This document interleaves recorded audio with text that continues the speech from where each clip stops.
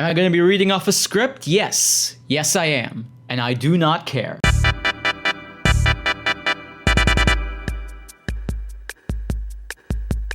Mick Schumacher is in a bit of a pickle right now. On one hand, the F1 driver market is as wicked and as fluid as ever, depending on when you decide to watch this. On the other hand, his stint in the world of Grand Prix racing went less than stellar. Chucked into the worst seat imaginable as reigning Formula 2 champion doesn't sound impossible to manage, but after 2 mediocre seasons, the ride was over. No more Günther Steiner interviews on German TV, no more headlines about Mick's F1 future. Actually, cut that. That's a lie. German F1 media hasn't been able to let go to this day. However, that kind of fits the theme of what I'm going for, not being able to let go. Schumacher's hopes and dreams obviously revolve around the world of Formula 1, the world in which his father not only competed, but ruled. So then, what's next for Schumacher Jr.? A Le Mans career with Alpine? A testing role with the Silver Arrows? Arrows? Possibly. Then again, I don't think that's the way it should go.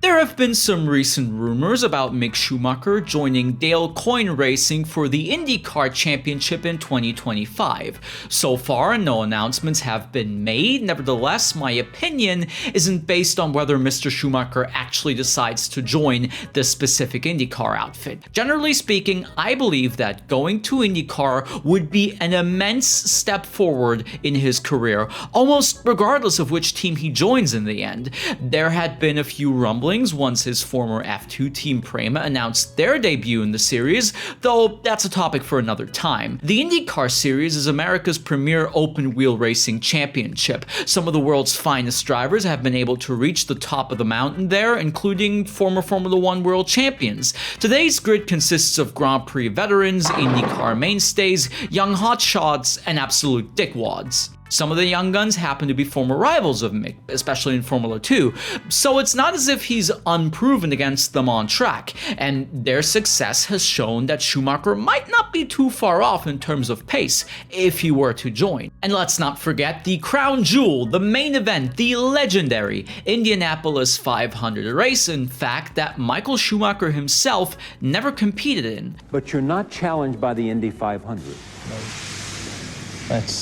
First of all, it's a step down from Formula 1, and second, it's too dangerous. Too dangerous? Yeah. Michael Schumacher says, I don't want to go there, it's too dangerous.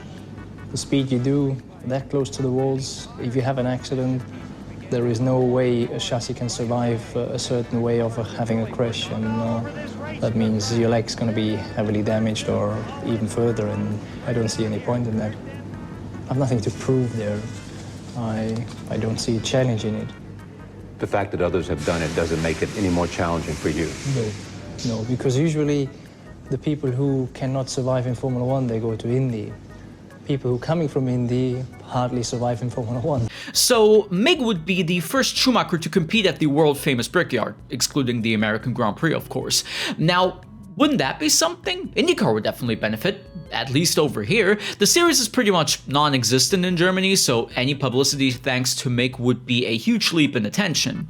Hell, with everybody's favorite baby-faced racing driver on board, IndyCar might actually get a solid TV deal in Deutschland for the first time in decades. But Simon, what about Formula 1? Oh, f*** him. I mean, even if we are to consider Mick to be good enough for the upper echelon of Grand Prix racing, maybe he shouldn't return? His father is one of the most successful racing drivers of all time. He single-handedly reignited an entire nation's passion for Formula 1. He's arguably Germany's first big sports icon after the end of the Cold War. How the f*** are you supposed to follow that up? Going to Ferrari?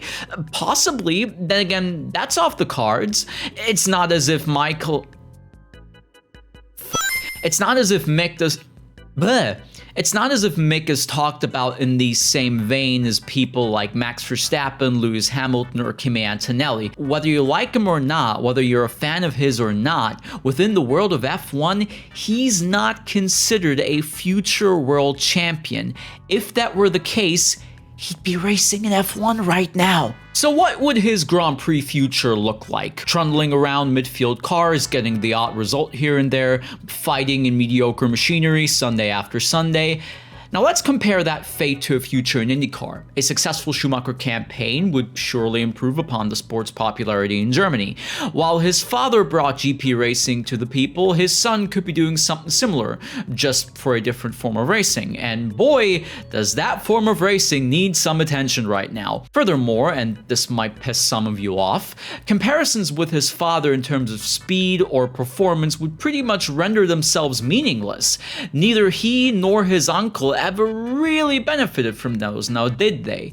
Hell, ask Nelson Piquet Jr., Bruno Senna, or Matthias Lada how those surnames worked out for them in racing. Rather than chasing an irreplaceable, impeccable legacy in the world of motorsport, why not build your own? Don't be a mirror image of your father's legend.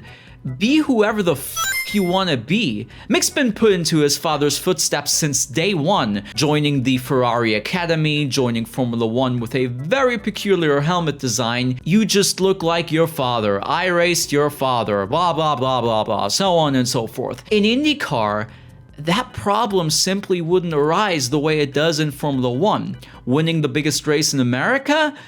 Now that's a different story. A wonderful one, in fact. If Mick Schumacher were to win the Indianapolis 500, his legacy would be set. The first German in history to win the 500-mile race.